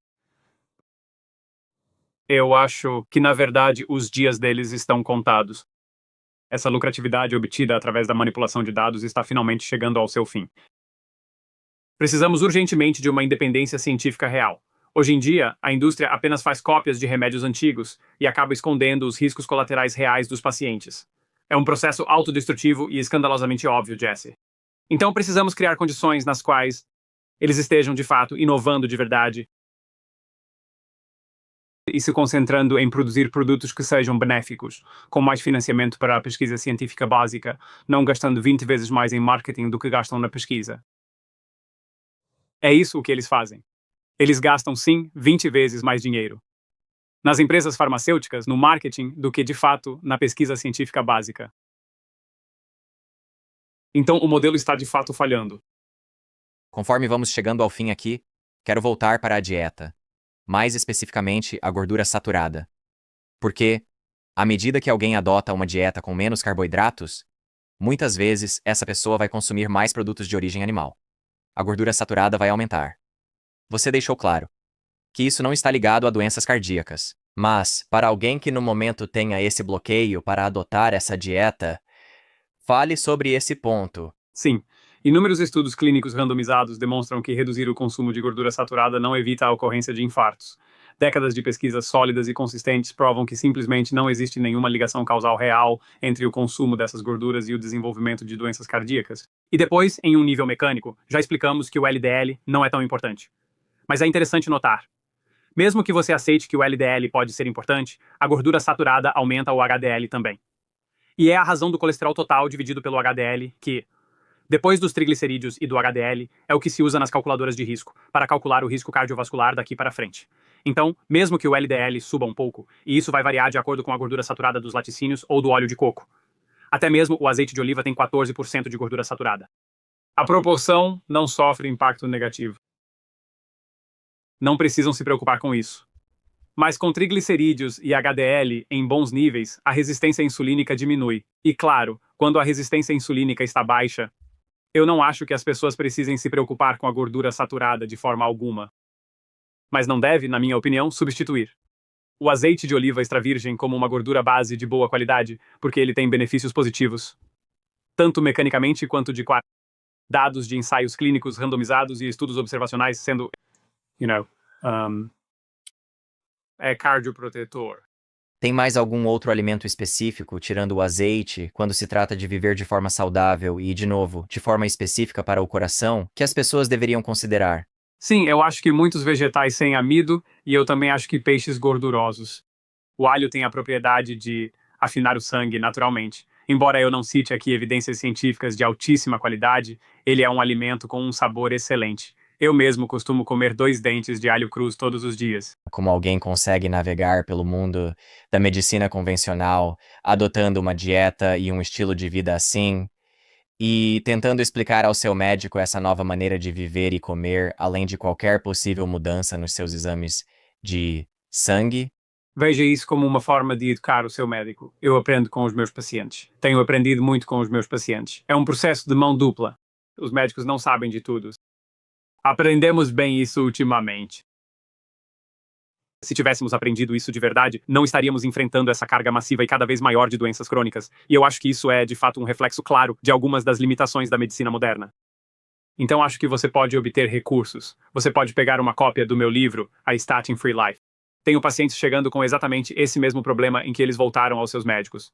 O problema é que os médicos não se importam tanto com o estilo de vida, mas se preocupam com o exame de sangue. Então, quando o LDL aumenta, eles ficam em alerta. E eu só digo, eles podem consultar comigo, Jesse. Podem marcar uma consulta comigo por telemedicina.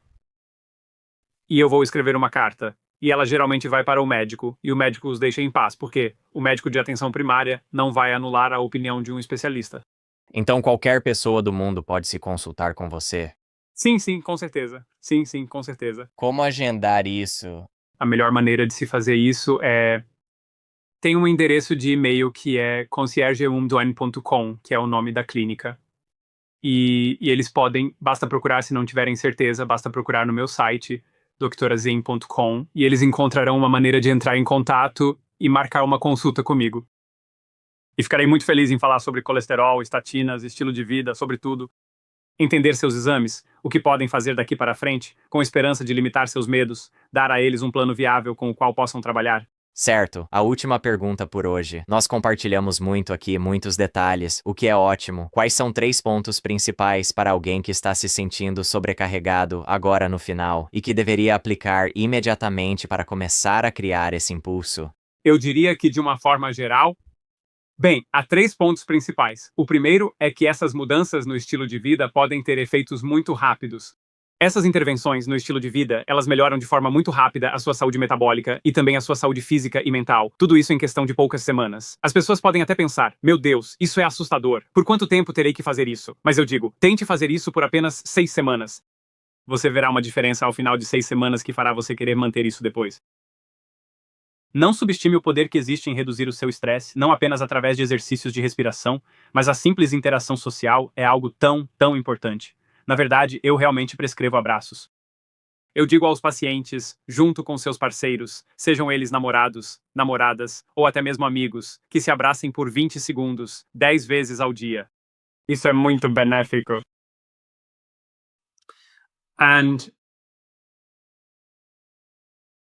Eu diria que o terceiro ponto importante a se considerar é que uma boa saúde, na verdade, não vem de um frasco de remédio. Infelizmente, a maior parte daquilo que realmente determina a sua longevidade, a sua saúde e a sua felicidade não tem absolutamente nada a ver com médicos. Acho que a medicina é melhor para doenças agudas. Acho que fizemos coisas incríveis. Acidentes de trânsito, cirurgias cardíacas de emergência, desfibriladores, antibióticos para infecções, insulina para diabetes tipo 1. É aí, de fato, que os grandes ganhos aconteceram na medicina. Mas, para as doenças crônicas, o estilo de vida é que deve vir primeiro. Zin, eu quero reconhecer você pelo trabalho que está fazendo. Você é um buscador da verdade. Você é alguém que fala a verdade fincando a sua bandeira no chão e dizendo, é isso que eu defendo, mesmo não sendo fácil. O seu trabalho é muito valorizado. Vamos deixar os links dos seus contatos, dos seus livros, das suas redes sociais, tudo na descrição do episódio. Obrigado por isso. Jesse, eu que agradeço. De verdade. Muito obrigado. Obrigado por assistir. Fique por aqui para esta outra ótima entrevista. Você não vai querer perder. Te vejo por lá. Grande parte das doenças arteriais coronarianas é muito silenciosa. Aquela placa está parada ali em silêncio em milhões de pessoas, sem que elas sequer saibam. E há maneiras de descobrir isso agora. Nós temos a tecnologia, ela só não está sendo aplicada. E aqueles que